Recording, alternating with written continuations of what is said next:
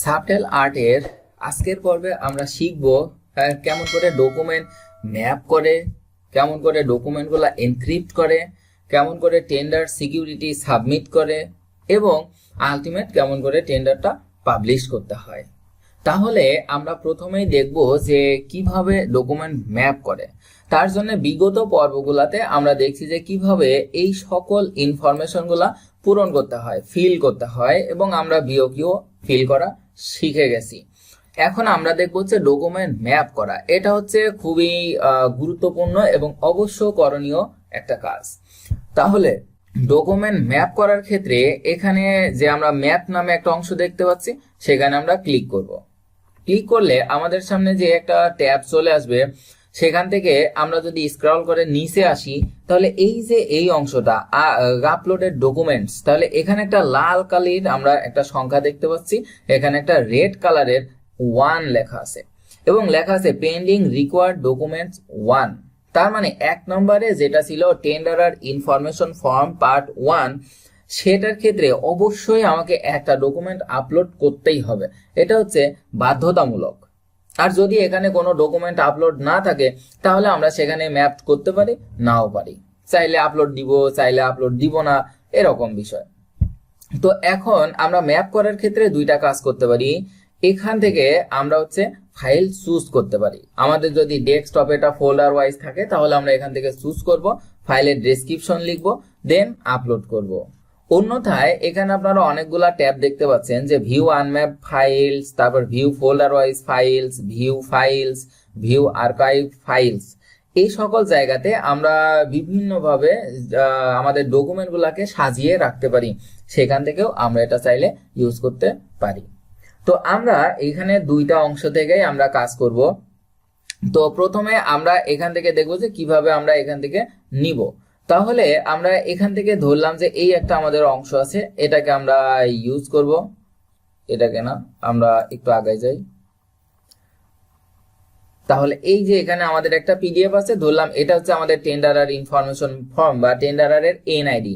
তাহলে এটা আমরা এখন সিলেক্ট করলাম এবং এটাতে লেখা আছে অথরাইজেশন লেটার। তার মানে এই যে আমাদের যে এখানে একটা ডকুমেন্ট দরকার হবে, এই একটা অবশ্যই ঠিকাদারের অথরাইজেশন লেটার হতে হবে। তাহলে এই অংশটাতে আমরা ক্লিক করলাম, ক্লিক করে আমরা মনে করলাম যে এটা হচ্ছে আমাদের অথরাইজেশন লেটারটা। এটা যে কোনোটা হতে পারে, আপনারা অবশ্যই এদের ফিক্সড করে রাখবেন। আমার অন্য একটা ফাইলকে আমি আপাতত চুজ করলাম। তাহলে এই অথরাইজেশন লেটারটা আমি এখানে চুজ করে দিলাম। এখন এখানে কি করব, ম্যাপে ক্লিক করব। তাহলে এখানে আছে ডকুমেন্ট ম্যাপড সাকসেসফুলি। তার মানে আমার এই ডকুমেন্টটা অটোমেটিক কিন্তু ম্যাপ হয়ে আছে। এখন দেখেন যে এখানে আমার সিরিয়াল নাম্বার নিচে হচ্ছে 1, ফাইল নেম হচ্ছে অথরাইজেশন লেটার লিখতে হবে। এখানে রিকোয়ার্ড ডকুমেন্ট হচ্ছে আমার লাগবে অথরাইজেশন লেটার, তারপরে ফাইল ডেসক্রিপশন, ই সিগনেচার সবকিছু আছে। তাহলে এখন আমার অথরাইজেশন লেটারটাই যে আমার আপলোড হইলো সেটা আমি কিভাবে দেখব। তাহলে দেখার উপায় হচ্ছে এই যে এখানে অ্যাকশনে ডাউনলোড বাটন আছে, আমি ফাইলটাকে ডাউনলোড করে নিব। তাহলে এভাবে আমি ক্লিক করলাম, আমার এই ফাইলটা কিন্তু ডাউনলোড হলো। তাহলে এই ডাউনলোড ফাইলটা দেখেই আমরা বুঝবো যে এটা আমাদের আলটিমেট অথরাইজেশন লেটারটাই ম্যাপ হয়েছে কি হয়নি। যদি না হয়ে থাকে তাহলে এভাবে আমরা এখানে এই বক্সে ক্লিক করে সিলেক্ট করব, দেন আমরা এটাকে রিমুভ করলেও করতে পারবো। তাহলে আমরা ধরলাম যে এটাই আমাদের অথরাইজেশন লেটার ছিল, এটা আমাদের অটোমেটিক ম্যাপ কিন্তু হয়ে গেছে। তাহলে এখানে আমাদের আর কোনো কাজ নাই, এখন আমরা গো ব্যাক করব। তাহলে গো ব্যাক করে 1 নম্বরে এই যে এখন আমরা এখানে ম্যাপ ছিল, এখন আমরা এটা ভিউ করতে পারবো যে আমাদের এখানে ঠিকঠাক মতো ম্যাপ হলো কিনা। তাহলে আমরা ভিউয়ে ক্লিক করার পরে আমরা এখন এটা দেখব। তাহলে এই অংশটাতে এই যে আমরা যেটা আপলোড করছি এটা, এখন এই ভিউয়ে থেকে আবার আমরা এটা ডাউনলোড করে নিয়ে দেখব যে আসলেই আমাদের এটা অথরাইজেশন লেটার কিনা। তাহলে এভাবে আমরা কিন্তু চেকও করতে পারবো। এরপরে হচ্ছে টেন্ডারার ইনফরমেশন ফর্ম পার্ট 2। এটাকে আমরা যদি ম্যাপ করতে চাই তাহলে ম্যাপে ক্লিক করলাম। ম্যাপে ক্লিক করার পর এখানে আমাদের দেখতেছি যে পেন্ডিং রিকোয়ার্ড ডকুমেন্টস লাগবে হচ্ছে 7টা। এই 7টা ডকুমেন্ট কি কি লাগবে হচ্ছে general experience certificate, specific experience certificate, financial capacity certificate, valid trade licence, tin certificate, VAT certificate, average annual construction turnover certificate এবং আদার্স। আমাদের মেইনলি এই 7টা ডকুমেন্ট লাগবেই, মাস্ট দিতেই হবে, অন্যথায় ইজিবি আমাদের দিতে দিবে না। তাহলে আমরা এটাকে এখান থেকেই সবগুলো অবশ্য নিব। তাহলে আমরা প্রথম হচ্ছে জেনারেল এক্সপেরিয়েন্স সার্টিফিকেটটাকেই নিব। তাহলে আমরা এখান থেকে এখন আমরা যে ডকুমেন্ট আছে, প্রথম আমাদের আছে হচ্ছে জেনারেল এক্সপেরিয়েন্স সার্টিফিকেট। তাহলে আমরা এখানে যে ফোল্ডার ওয়াইজ ডকুমেন্ট রাখছি বা আনম্যাপ ডকুমেন্টগুলো এখানে আপলোড দিয়ে রাখছি, সেখান থেকে আমরা নিব। যে সাপোজ এটা হচ্ছে আমাদের জেনারেল এক্সপেরিয়েন্স সার্টিফিকেট, তাহলে আমরা এটা আপলোড করে দিলাম। এটা হচ্ছে ডকুমেন্ট ম্যাপ সাকসেসফুলি, অর্থাৎ আমরা এখানে একটা করছি। এবার দেখেন যে এখানে কিন্তু আমাদের সংখ্যাটা কমে 6টা হয়ে গেছে, তার মানে আরো 6টা আমাদের এখানে লাগবেই। এবার আমাদের কি করতে হবে, স্পেসিফিক এক্সপেরিয়েন্স সার্টিফিকেটকে সিলেক্ট করতে হবে। তার মানে আমাদের জেনারেল এক্সপেরিয়েন্স সার্টিফিকেট আমরা অ্যাড করছি, এবার আমরা স্পেসিফিক এক্সপেরিয়েন্স সার্টিফিকেটটা সিলেক্ট করে দিলাম। তাহলে এক্সপেরিয়েন্স সার্টিফিকেটটা আমরা এখান থেকে আবার পরের পেজ থেকে একটা নিব, যে আমাদের কোনটা এখন এখানে স্পেসিফিক সার্টিফিকেট। তাহলে এগুলা না আমরা কিন্তু এখান থেকে এটা চুজ করব। তাহলে আমরা ধরলাম যে এটা হচ্ছে আমাদের স্পেসিফিক এক্সপেরিয়েন্স সার্টিফিকেট, এখানে আমরা ম্যাপ করে দিলাম। এটা হচ্ছে ম্যাপ সাকসেসফুলি। এরপরে আমরা যদি এই অংশটাকে দিই, দেখেন উপর থেকে এবার আমরা চুজ করব, এখান থেকে সিলেক্ট না করে চুজ করব।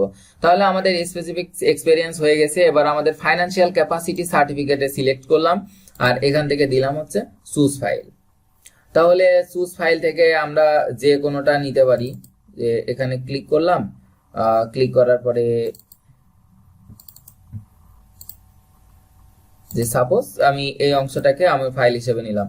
এইটা আমার কি হবে, এখানে সেটা লিখতে হবে ফাইন্যান্সিয়াল ক্যাপাসিটি সার্টিফিকেট। এখানে আমার অবশ্যই একটা ডেসক্রিপশন লিখতে হবে, আর এই অনুযায়ী তো আমরা এখান থেকে দিলাম। আর এখানে সিলেক্টটাও সেটাই হতে হবে, চুজ করছি, আপলোড করলাম। ফাইল সাইজ আসলে এটা 2 MB এর উপরে হয়েছে, এজন্য এটা নিবে না। আমরা অন্য একটা ফাইল চুজ করব, কারণ এটা হচ্ছে 2 MB এর উপরের ফাইল কখনোই সে অ্যাকসেপ্ট করে না, নেয় না। তাহলে 2 MB এর উপরে আমরা এই অংশটাই দিলাম, সিলেক্ট করলাম। এখানে আমরা লিখবো যে হচ্ছে ফাইন্যান্সিয়াল ক্যাপাসিটি, আর এখানে তো অবশ্যই আমরা ফাইন্যান্সিয়াল ক্যাপাসিটিটা সিলেক্ট করব। তাহলে এবার আমরা এটা আপলোড করলাম। এখন এখানে দেখাচ্ছে ফাইল অলরেডি এক্সিস্ট, তার মানে এই যে আমাদের যে ফাইলটা, একই ফাইল কিন্তু দুইবার ইজিবিতে আপলোড করা কখনোই পসিবল না। এটা অবশ্যই মনে রাখতে হবে। তাহলে আমরা এটা আবার চুজ করব। আবার চুজ করলে আমরা এই অংশটা নিতে পারি। এবার এটা না, এই অংশটাকে আমরা চুজ করলাম ফাইল হিসেবে, আর এখানে নাম দিলাম হচ্ছে ফাইন্যান্সিয়াল ক্যাপাসিটি সার্টিফিকেট, এখানে ফাইন্যান্সিয়াল ক্যাপাসিটি সার্টিফিকেট। তাহলে এটা আমরা হচ্ছে আপলোড করলাম। তাহলে এখন আমাদের document uploaded successfully, uploaded and mapped successfully. তার মানে এখান থেকে আমরা দুইটা বিষয় দেখলাম। এক নাম্বার, যে 2 MB এর উপরে আমাদের এখানে কোনো ডকুমেন্ট আপলোড করা যাবে না, এবং পিডিএফ, ডক, জেপিজি, এনপিজি এই বাদে অন্য কোনো টাইপের ডকুমেন্ট এখানে আপলোড করা যাবে না। তাহলে আমরা কিন্তু এই বিষয়টা এখান থেকে শিখলাম যে কিভাবে আমরা চুজ করব। এখন নিচে আসলে দেখি যে আমাদের 3টা ডকুমেন্ট আমরা ম্যাপ করছি, আরো 4টা কিন্তু আমাদের লাগবে। এখানে আপনারা লাল কালির যেটা দেখতে পাচ্ছেন। তাহলে এখন আমরা এখানে দিব, তারপরে ভ্যালিড ট্রেড লাইসেন্সে আমরা সিলেক্ট করব। তাহলে এখান থেকে এখন আমরা চুজ করব যে আমাদের ভ্যালিড ট্রেড লাইসেন্স কোনটা। তাহলে ধরলাম যে এটা আমাদের হচ্ছে ট্রেড লাইসেন্স, ম্যাপ করলাম, ম্যাপ সাকসেসফুলি। এখন দেখেন এখানে সংখ্যা কিন্তু কমে আমাদের 3টা হলো। তাহলে এরপরে আমাদের কোনটা লাগবে, টিন সার্টিফিকেট। টিন সার্টিফিকেটের জন্য আরেকটা আমরা নিব। তাহলে এখান থেকে আমরা অবশ্য নিব। তাহলে ধরলাম যে এটা হচ্ছে আমাদের টিন সার্টিফিকেট, ম্যাপ করলাম। এটা হচ্ছে ম্যাপ সাকসেসফুলি। এখন আমাদের আরো 2টা এখান থেকে আপলোড করতে হবে, সেটা হচ্ছে ভ্যাট সার্টিফিকেট। ভ্যাট সার্টিফিকেটের জন্য আমরা আরেকটা চুজ করব। তাহলে ধরলাম যে এটা হচ্ছে আমাদের ভ্যাট সার্টিফিকেট, এটাকে আমরা ম্যাপ করলাম, ম্যাপ সাকসেসফুলি। এভাবে আমাদের আরো একটা ডকুমেন্ট কিন্তু এখানে আপলোড করতে হবে। তাহলে এভাবে আমরা সিলেক্ট করলাম, এভারেজ অ্যানুয়াল কনস্ট্রাকশন টার্নওভার দিব এখন আমরা। তাহলে এখান থেকে আমরা এখন সিলেক্ট করব যে আমাদের আসলে এভারেজ অ্যানুয়াল কনস্ট্রাকশন টার্নওভার কোনটা, কারণ আমরা আগে তো এটা আপলোড করে রাখছি, সেটাই আমরা জাস্ট এখানে সিলেক্ট করব, আপলোড দিব।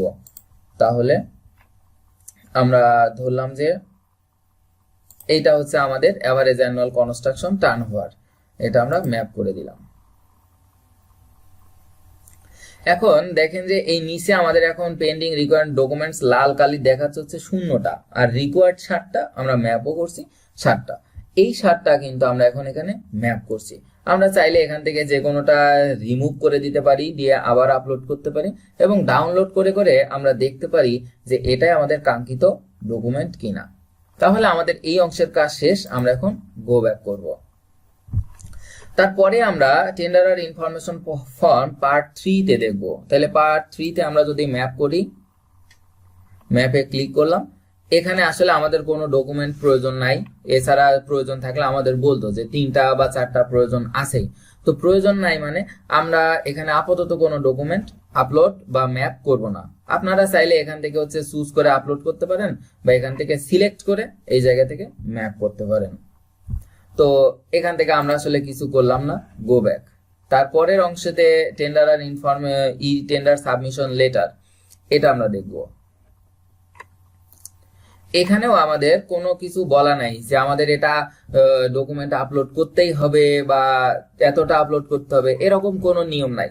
তাহলে শেখার জন্য এবং সময় স্বল্পতার জন্য আমরা এটা আপলোড করতেছি না। যদি আপনাদের প্রয়োজন হয় তাহলে নেক্সট টাইম এটা কমেন্ট করলে আবার আমরা শেখাবো। এরপরে টেন্ডার আর ইনফরমেশন ফর্ম পার্ট 4, এটাতে ম্যাপ করি, দেখি এখানে কোনো ডকুমেন্ট চাওয়া আছে কিনা। এখানে বলছে যে একটা ডকুমেন্ট তারা চায়, একটা ডকুমেন্ট অবশ্যই দিতেই হবে। এই ডকুমেন্টটা কি দিতে হবে? ওয়ার্ক প্ল্যান, অর্থাৎ আমি কতদিনে আমার সাইটটা নিব, কতদিনে আমার লেবার, তারপরে ইনস্ট্রুমেন্ট শিপমেন্ট করব, এবং কতদিনে কাজ শুরু করে কতদিনে কাজ শেষ করব। তাহলে এটা এখন আমরা আপলোড দিব। তাহলে এখান থেকে আমরা দেখে নিই যে আমাদের আসলে ওয়ার্ক প্ল্যানটা কোনটা, কারণ আমরা তো সব ওয়ার্ক প্ল্যান এখানে আপলোড দিয়ে রাখবো, তাহলে আমরা এটা ইজি ভাবে করতে পারবো। এভাবে নিয়ে আমরা একটা সিলেক্ট করলাম, ম্যাপ করে দিলাম, ডকুমেন্ট ম্যাপ সাকসেসফুলি। এখন আমাদের এখানে লাল কালিতে যে 0 আসলো, তার মানে আমাদের এটার কাজ শেষ। আমরা গো ব্যাক করব। তারপরে আমরা দেখবো যে সাব কন্ট্রাক্ট ইনফরমেশন, সাব কন্ট্রাক্টের জন্য ডকুমেন্ট চাই কিনা। না, এখানেও আমরা দেখতেছি যে সাব কন্ট্রাক্টের জন্য কোনো ডকুমেন্ট চাওয়া হয় না। এরপরে আমরা দেখব যে পার্সোনাল ইনফরমেশন, সেখানে কোনো ডকুমেন্ট দেওয়ার প্রয়োজন আছে কিনা। এখানে আমাদের কোনো ডকুমেন্ট প্রয়োজন নাই, তবে কন্ট্রাক্টররা বা টেন্ডারার হিসেবে এখানে পার্সোনালদের সিভি গুলা আপলোড করা থাকে, অর্থাৎ সকল সিভি গুলা একসাথে একটা ওয়ার্ড ফাইলে নিয়ে পিডিএফ করে এই জায়গাতে আপলোড করা হয়। তাহলে এখানে কিন্তু আমরা সকল ডকুমেন্ট গুলাই কিন্তু ম্যাপ করে দিলাম। আর যেগুলো না আমাদের ম্যাপ করা অপরিহার্য না, আমাদের এখানে শেখার সুবিধার্থে এবং সময় স্বল্পতার জন্য আমরা সেগুলো ম্যাপ করিনি। আপনাদের প্রয়োজন হলে অবশ্যই কমেন্ট করবেন, পরবর্তীতে শেখানো হবে। আশা করি সবাই বুঝতে পারছেন। যদি কোনো প্রশ্ন থাকে তাহলে অবশ্যই কমেন্ট করবেন। সাবটেল আর্ট চ্যানেলটি সাবস্ক্রাইব করে সঙ্গে থাকবেন। সবাইকে ধন্যবাদ।